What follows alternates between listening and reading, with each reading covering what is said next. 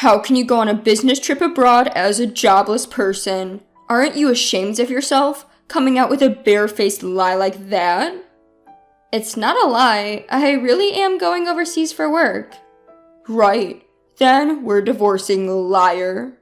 With that, he left the room. To him, it seems I, who work from home, might as well be unemployed and lazy. I have a steady income and even contribute to the living expenses, and yet he won't acknowledge that. A few days after I returned from my business trip, I found divorce papers on my desk, already signed. I see. If he can't understand this far, there's no point being a couple, is there? I signed the divorce papers and headed to the state court. My name is Hannah Robinson, 29 years old.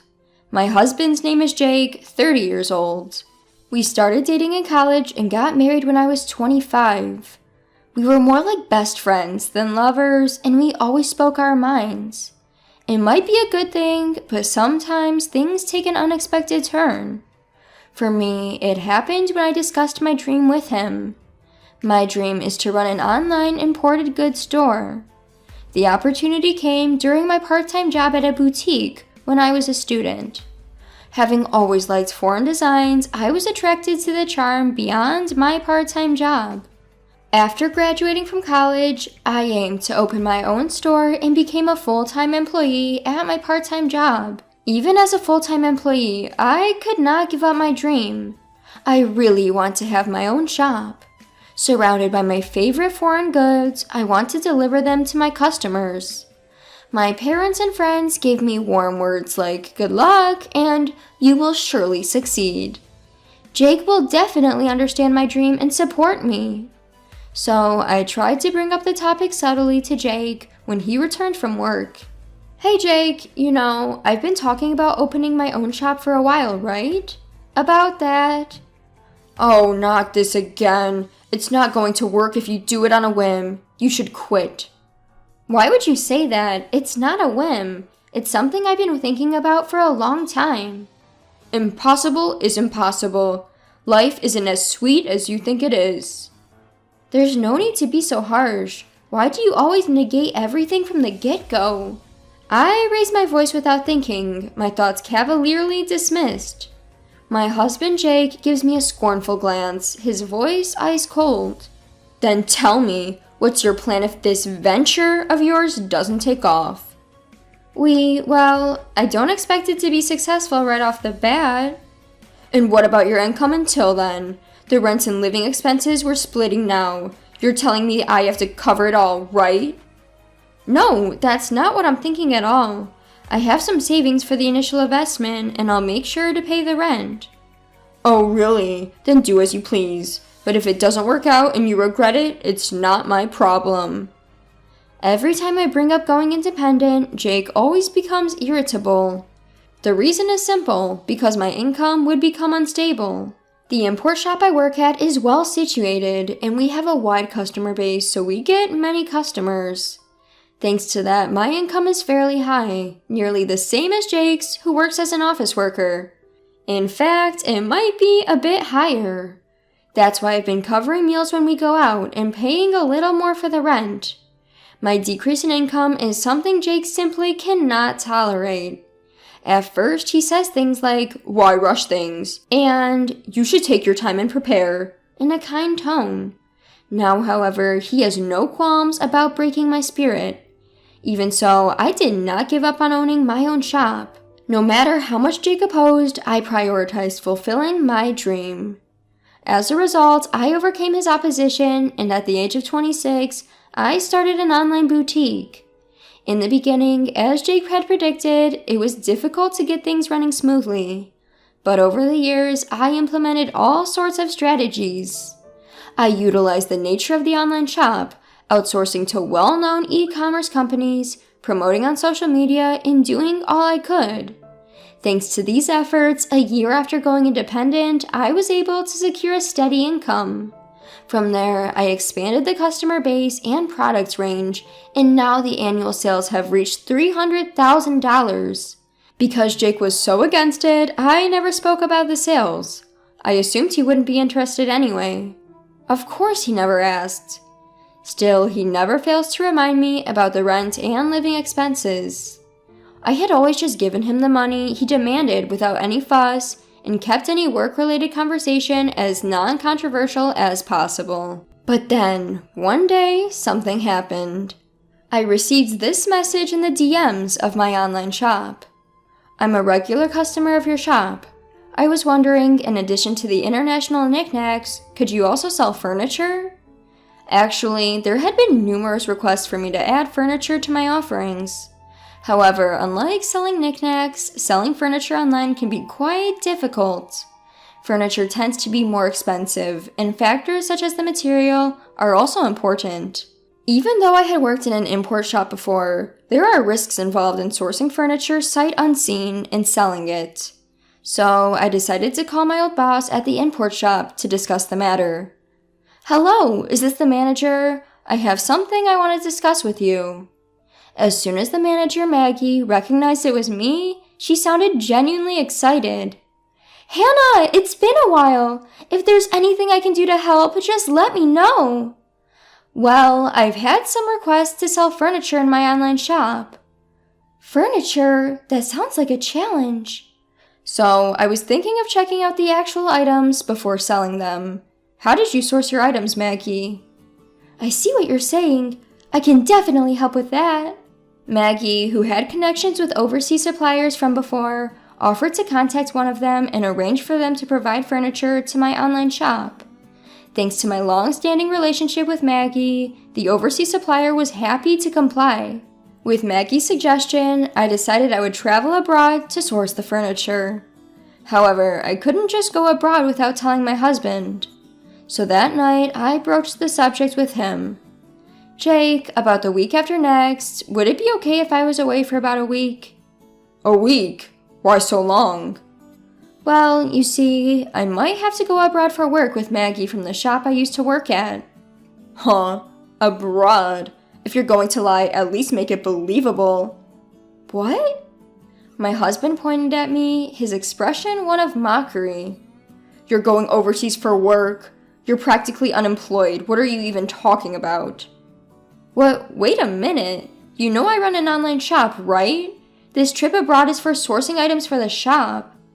So you think I'll just believe you if you tell a work-related lie? Are you stupid? Your little amateur shop. There's only so far it can go.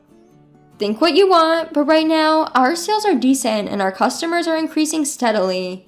This time, it was because of a customer's request. You're too persistent. Anyway, I won't allow you, practically a shut-in, to leave home for a whole week. With a beer in hand, my husband stomped off to the bathroom. A deep sigh unconsciously escaped from my lips. Why can't he try to understand? His reaction is too harsh, just because he doesn't approve of my work. But I can't just go abroad without his permission. I must persuade him at any cost. Although I was hesitant to continue the discussion, I couldn't ignore the issue. The next day, when my husband came back from work, I spoke to him again. Jake, about yesterday's discussion. Look, I'm tired. I don't have time to indulge in your lies. Lies? I'm only speaking the truth. An unemployed person going on a business trip abroad. You're quite good at lying. I'm not lying. I really have to go abroad for work. At that moment, as I grabbed his arm to plead with him, he looked down at me as if to mock me. Oh, really? Then liars get divorced. Divorced? What are you saying? You know, I really can't stand liars, especially pointless people like you who are always trying to show off your success. I didn't mean... Shut up. You just want to use a lame excuse to go on a vacation abroad. I bet your boss is a man too, right? Divorce. I'll make sure to demand property division. Saying this, he stormed out of the room. At that moment, a furious rage swelled up within me, making my veins pop. Who does he think he is? He looks down on me just because I work from home. He only wants to feel superior. Enough is enough. If he wants it that way, then I'll do as I please. From then on, I stopped seeking his permission for my actions and decided to go on my business trip abroad. 2 weeks later, as scheduled, I headed overseas with Maggie. We went directly to our UK suppliers where we inspected the furniture and accessories that I would sell in my boutique. Taking advantage of being abroad, I spent the last day sightseeing with Maggie and was able to enjoy some fulfilling days. That said, it wasn't all smooth sailing. My phone was filled with a barrage of messages from my husband Jake. "You didn't really go overseas, did you? Get back here right now. I'll forgive you if you return today. Time's up. We're getting divorced, you worthless woman." His every message filled me with irritation, but I didn't reply. I knew that any response from me would only escalate the situation. When I return, if he's open to it, we'll talk again. With that decision in my heart, I spent a carefree week abroad. The business trip was over, and I bid farewell to Maggie at the airport and set out on my return journey. Facing Jake was awkward, but I steeled myself and opened the front door. "I'm home!" The lights in the house were off, and there was no welcome back. As I headed to the living room, laundry was scattered on the floor, and there was no place to step. Used dishes and instant noodle containers were left as they were in the sink. In the midst of this, I glanced at the desk and saw a piece of paper. What is this? It was a filled-out divorce paper. Beside it was written roughly, "To the cheating, jobless woman. I'm ending things with you who don't even listen. Fill out the divorce papers immediately. If you want forgiveness, come here at my parents' house. Then I'll reconsider." Just reading the note, I could picture Jake's smug face. He probably thinks that if he wrote this, I'd rush to apologize. Of course I had no such intentions. I signed the divorce papers that had been left for me and headed straight to the state court. With no problems, the divorce was accepted smoothly. Next, I went to the real estate agent and requested to cancel my current apartment lease. Actually, the place I'm living now is the apartment I lived in when I was single. Jake moved in when we started living together because it was spacious enough. We had talked about moving to a bigger place once we have kids, but there's no need for that now. After finishing the lease cancellation, I immediately started packing up. The next day, I sent all my belongings back to my parents' house and scheduled Jake's belongings to be delivered to his parents' house. All the while, he continued to send me messages filled with absurd demands. "Stop being stubborn and come apologize now. You have until the end of the week, you hear?" And so on. Of course, I ignored all of them, and after emptying the apartment, I headed back to my parents' home. A week later, my phone had been ringing non-stop since morning. Even though I ignored it, it just wouldn't stop ringing, so I reluctantly decided to answer. Planning for this call to be the last, I pressed the answer button. "Hello?" He started shouting at me right off the bat. "What the hell do you think you're doing?" Taken aback by his loud voice, I instinctively pulled my phone away from my ear. I decided to record the conversation just in case, and then I spoke again.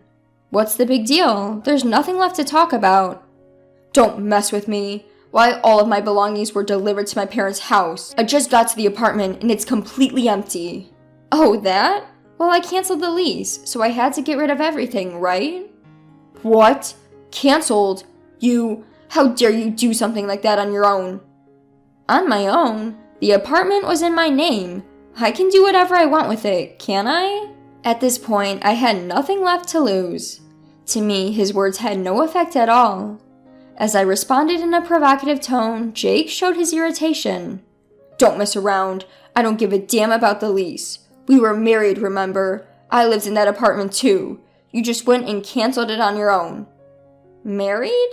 "Yes, damn it. Whether you cheated or not, we're still married. Canceling the lease on our apartment without discussing it with your husband. What the hell are you thinking? You think you can just do whatever you want, even though you're unemployed. I'll never forgive you for this." He raged on, showing no consideration for my feelings whatsoever. That rant doesn't even care about me anymore. I decided to let him know the truth. Sorry to burst your bubble while you're getting all fired up about not forgiving me, but we're not married anymore, okay?" "What? What are you talking about?" "I submitted the divorce papers you left behind, so we're strangers now. Why should I continue renting a place for a stranger?" "Hold on, you're joking, right? You're basically unemployed. You'd be in trouble without me." "What? Don't make me laugh. When did I ever say that?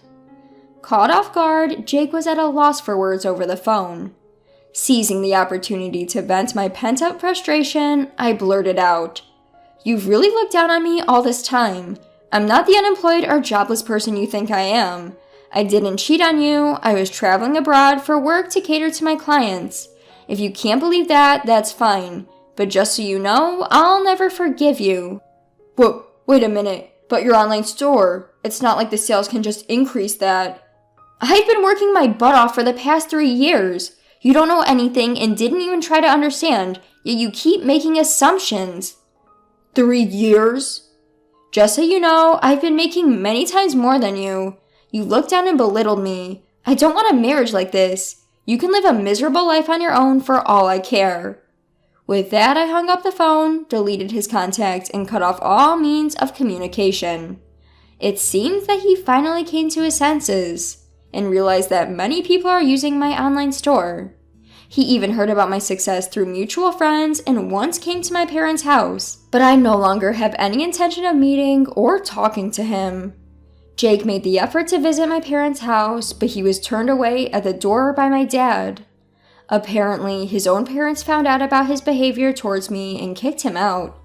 Now, I heard he's renting an apartment near his workplace and just shuffling between home and work alone.